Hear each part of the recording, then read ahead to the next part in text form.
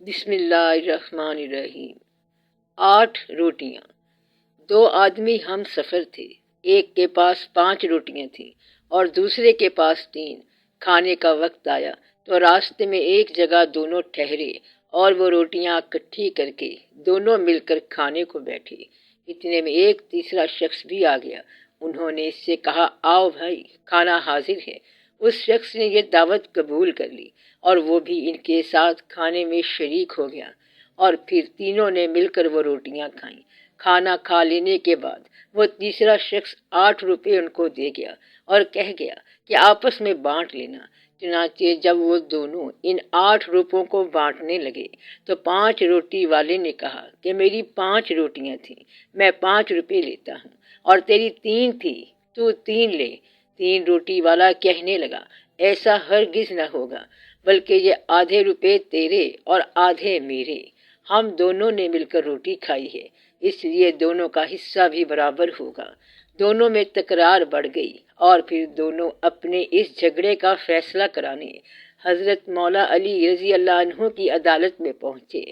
حضرت علی رضی اللہ عنہ نے سارا قصہ سن کر 3 روٹی والے سے فرمایا کہ تمہیں اگر 3 روپے ملتے ہیں تو 3 ہی لے لو، تمہارا فائدہ اسی میں ہے، ورنہ اگر حساب کر کے لوگے تو تمہارے حصے میں صرف 1 روپیہ آتا ہے۔ وہ حیران ہو کر بولا، 1 روپیہ؟ بھلا یہ کس طرح ہو سکتا ہے؟ مجھے یہ حساب سمجھا دیجئے تو میں 1 ہی لے لوں گا۔ حضرت علی علیہ السلام نے فرمایا، اچھا تو سنو، تمہاری 3 روٹیاں تھیں اور اس تمہارے ساتھی کی 5، کل 8 روٹیاں تھیں، اور تم کھانے والے 3، تو ان 8 روٹیوں کے 3 ٹکڑے کرو تو 24 ٹکڑے بنتے ہیں۔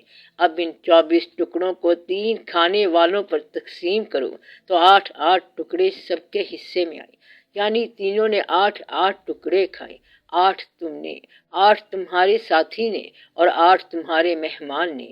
اب سنو کہ تمہاری 3 روٹیاں تھیں، ان 3 روٹیوں کے 3 ٹکڑے کریں تو 9 ٹکڑے بنتے ہیں، اور تمہارے ساتھی کی 5 روٹیاں تھیں، ان 5 روٹیوں کے 3 ٹکڑے کریں تو 15 ٹکڑے بنتے ہیں۔ تو تم نے اپنی 9 ٹکڑوں میں سے 8 خود کھائے اور تمہارا صرف 1 ٹکڑا بچا جو مہمان نے کھایا، لہٰذا تمہارا 1 روپیہ۔ تمہارے ساتھی نے اپنے 15 ٹکڑوں میں سے 8 خود کھائے اور اس کے 7 ٹکڑے بچے جو مہمان نے کھائے، لہٰذا 7 روپے اس کے۔ یہ فیصلہ سن کر وہ شخص حیران رہ گیا اور مجبوراً اسے 1 ہی روپیہ لینا پڑا، اور دل میں کہنے لگا کہ 3 ہی لے لیتا تو اچھا تھا۔